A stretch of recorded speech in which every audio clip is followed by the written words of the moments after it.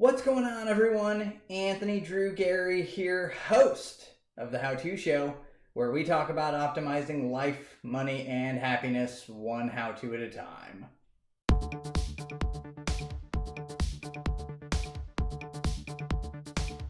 Last week on the show, I talked about how to set up a health savings account if you have a health plan that has one of those available to you and why it might make sense to do it.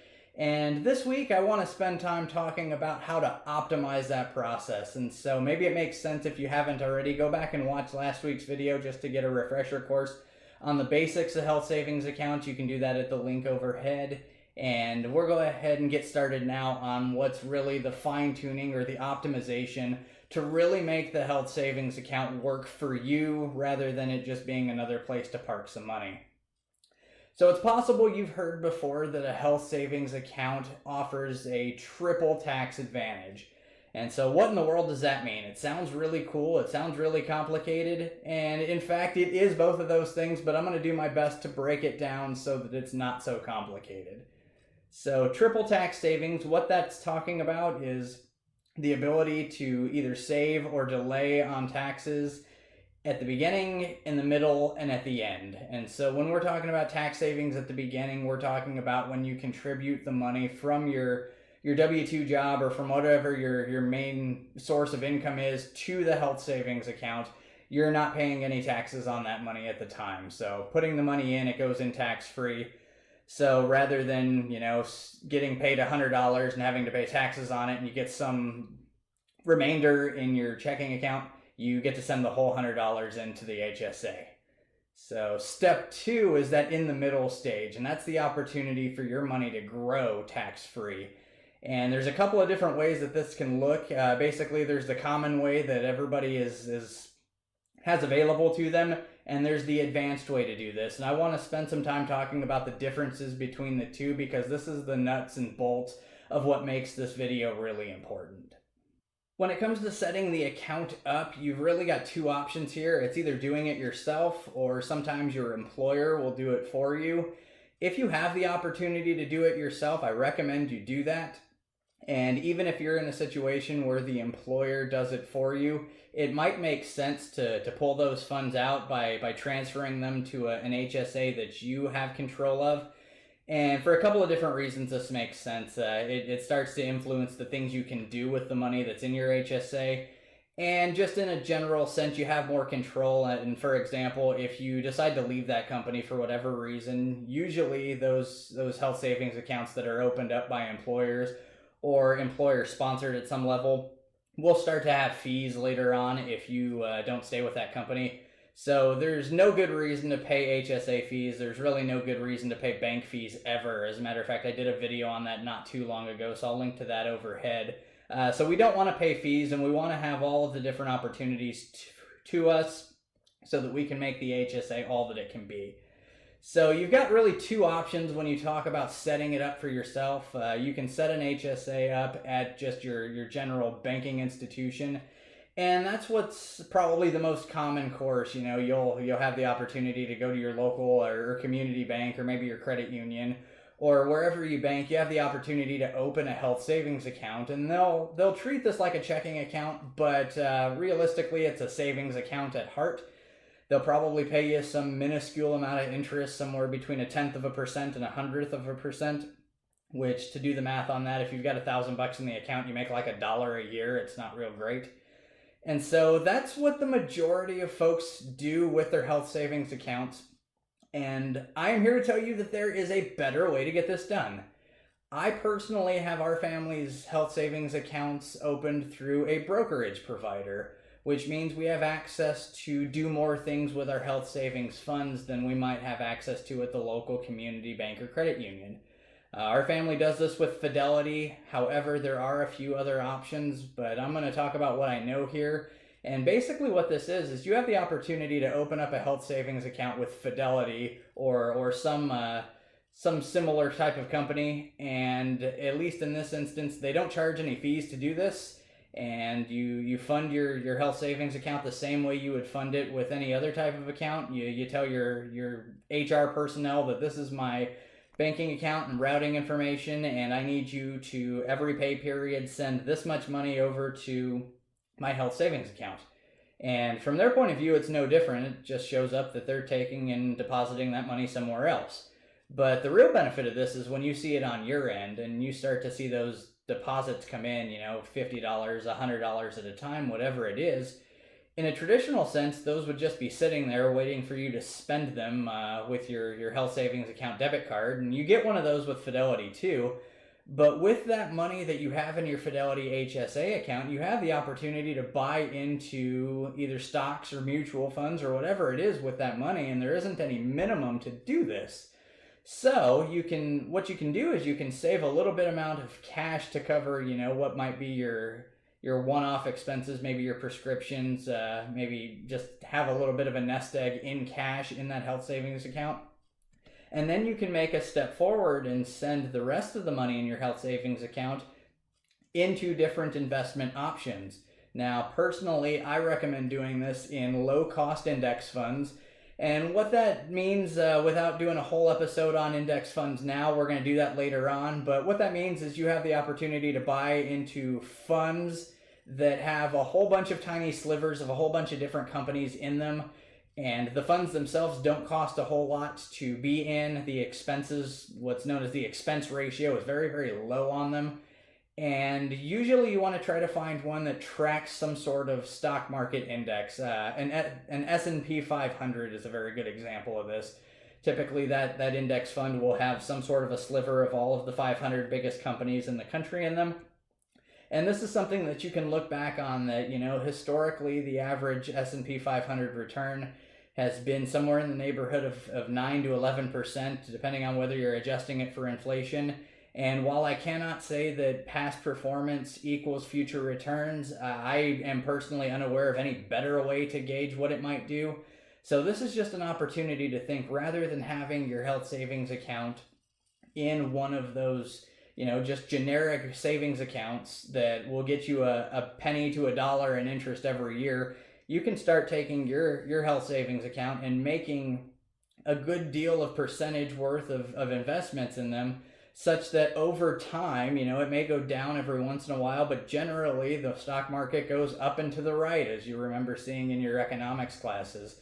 So over time, this can be a way to generate growth in your health savings account. And that's really what that second step is in the triple tax advantage. Step one is bringing it in tax-free. Step two is getting that money to grow. And while it's growing, it is still growing tax-free, because that's the way that the health savings account program is written. And I want to take a second to just talk about the caveats behind the rules that I'm talking about in this video, and really any other video that I do in general sense. Everything that I'm talking about is based on the tax laws that are written right now. And it's not out of the question that they could change one day. Ideas change, situations change, political administration change. All of those different things could impact the types of things we're talking about. But I feel like it's a safe scenario to assume that while you're doing these things now, if those rules were ever to change in the future, I feel like what's already been done would probably get grandfathered. And at least personally, that's what I'm banking on. I'm using the rules to my advantage the way they're currently written and set up right now. So let's go down this rabbit hole a little further and let's play out a scenario here. Let's say, for example, we have a married couple or something like that, where the maximum HSA contributions are $7,100 for the current year.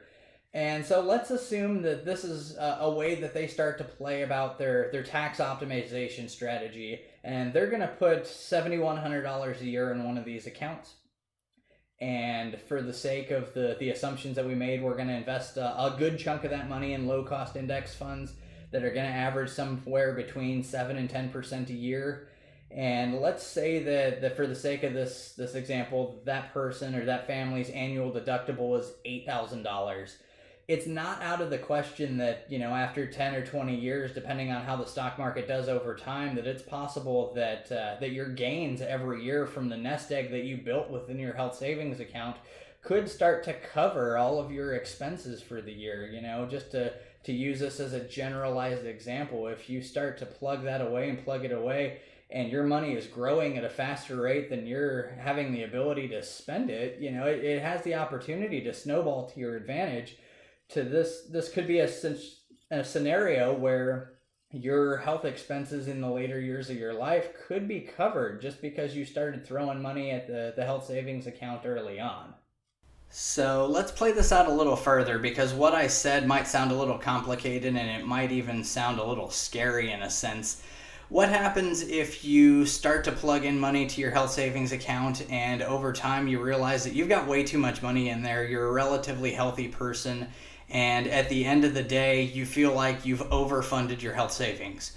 Have no fear, that money is not lost forever. That money, and when we talk about the third part of the triple tax savings, when you pull that money out of your health savings account, as long as you're doing so for qualified health expenses, that money comes out tax-free. So if you use the scenario that we're talking about where you invest your health savings account dollars, the money goes in tax-free. The money grows for years and years and years, compounded annually based on stock market returns all that time. And then when you spend that money, it also comes out tax-free. So that's how you really start to stack all these things on top of one another and create a scenario where a very small percentage of what you're able to cover in your health expenses was actually generated by what you contributed. Over time, the majority of it's going to be covered by what the stock market brought back from you in the sense of compounded returns over years and years and years. So, again, what's that mean if, let's say that you've got way too much money in your health savings account, you need to pull some of it out? The bright side is you get to do that. It gets treated at that point like an IRA, an individual retirement arrangement, in the sense that it basically gets treated like an additional retirement vehicle. So if you get to pull the money out later on in retirement and you're not doing so for health-related expenses, it'll get treated as income and you'll pay whatever the tax rate is on that amount that you pull out. But again, this money is making money tax-free the whole way through up until the point where you decide to pull it out. There is one more thing I want to cover when it comes to paying for your expenses, specifically your healthcare expenses, and a strategy you might want to consider based on basically how much paperwork you want to do, how much maintaining receipts, and just how much general accounting you're interested in doing. And so what I mean by that is you have the opportunity where, let's just use an example that somebody's having a baby and so they have some labor and delivery bills, and we'll call that $3,000 just for round numbers. You have the ability to cover that $3,000 expense out of your health savings account, but you also, as again, I'll preface, the current rules are written, you have the ability to pay for that expense out of pocket and then claim it later on. So what does that mean, Anthony? I think you're full of it now. Have no fear, we'll talk about all of this in detail. So when it comes to spending the $3,000 right now, you do so like it was any other bill that you have. And so let's assume that we've got a credit card that has some sort of bonus potential to it, either in the way of cash back or airline miles, one of the two. And every time I talk about using credit cards, I mean using them responsibly. We don't want to do credit card debt. It'll never pay out in your advantage. So assuming you're paying your bills off every month, if you've got the ability to absorb that $3,000 labor and delivery bill, you could put it on a credit card and potentially get anywhere from $60 to $200, $250 worth of, some sort of points value for you to go use somewhere else. And you get to leave that $3,000 that's in your health savings account in there. And let's assume that it's invested like we talked about. And let's spread out our time horizon here. Let's call it 30 years. So between now and the time that baby's, 30, getting married, whatever it is, you have the ability to have that money sit in the health savings account and be invested for the long term until you decide that it is convenient for you, that you want to claim that expense that you paid. You keep your receipts the whole time. Keeping your receipts is really important here. But in, let's say, 2050, you say, in 2020, I spent $3,000 in labor and delivery bills. And you get to pull that $3,000 out of your health savings account at that time tax-free because it was a qualified medical expense. But what we're skipping here is the benefit of doing this. And if you have that $3,000 in the health savings account, and for convenience sake, let's say that it grew by somewhere between 7 and 9%. Over that 30 years, that $3,000 has become $30,188. So, when you pull that money out 27 years ago, you're pulling out the same $3,000 that you spent at the time, but you've still got $27,000 in your health savings account to cover future medical expenses if you might have them. And so again, this all works based on the rules that we have right now. It does involve record keeping, and so I'd recommend you do something like a spreadsheet or a Google document or some sort of drive where you can save all of your receipts, because in the event that you ever get audited, you would need to produce these. And it could be difficult to have all those items, in a filing cabinet from 30 years ago if you ever needed to pull them, but having them digitally is probably the best way to do that now. So again, you've got a whole bunch of different strategies here to use a health savings account to your advantage. You can use it to grow money over time. You can use it to spend the money now, let it grow over time, and pull the money out later. And let's just dive into that example again. What if somebody, for the first 20 years of their life, paid cash for all of their different medical expenses, and then 20 years later, or whenever they retire, they've got 30, 40, 50, 60 grand worth of medical expenses that they've paid cash for over the years. They'll get to pull all that money out at the time, and it could be tax-free. That could be the scenario where if you pull all that money out at one time later on and you don't pay any taxes on it, you could live for an entire year on that sort of strategy. Again, I know some folks that are using that sort of strategy to pay for kids' college. They're making the credit card rewards up front. They're allowing the money to grow in between. And then later on, when it's time for Junior or Sally to go to college, they pull that money out because it's a qualified medical expense that it's attached to, and they use that money to pay tuition bills. The moral to the story is that I wanted to spend some time talking about the fact that not all health savings accounts are created equal. And if you're going through your open enrollment systems right now and somebody tells you that you put your money in your health savings account and it earns interest, that maybe you ought to consider a more optimized way to do it, because if your account's got $10,000 in it, or maybe a little more, you really are only going to earn like $1 or $2 in interest. And so there is a better way. I want to share it with you now. And so hopefully this is an opportunity for you to take something away from this video and use it in your own life to benefit your financial situation and ultimately optimize your life, money, and your happiness. That's going to bring this incredibly long-winded episode of the How To Show to a close. I hope that there was something that you could take from that episode and use it in your own life, because the concept that we're talking about really does have the opportunity to be life-changing. So, you're talking about the opportunity to have a system in place where you have your expenses paid for you in a healthcare sense forever, or just the opportunity to really let compound interest work for you. And so if you learned something, go ahead and share this video with somebody else who might be able to learn something as well. And while you're at it, smash that like button for the YouTube algorithm to let other people know that this is a video worth watching.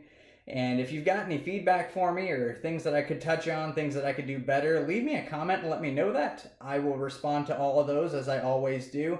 And if you want to hear more about the videos that I've got coming down the way, go ahead and subscribe to the channel. You'll be the first to know about new videos that come out each and every Wednesday. So, until next time, this is Anthony Drew Gary, host of The How To Show, signing off.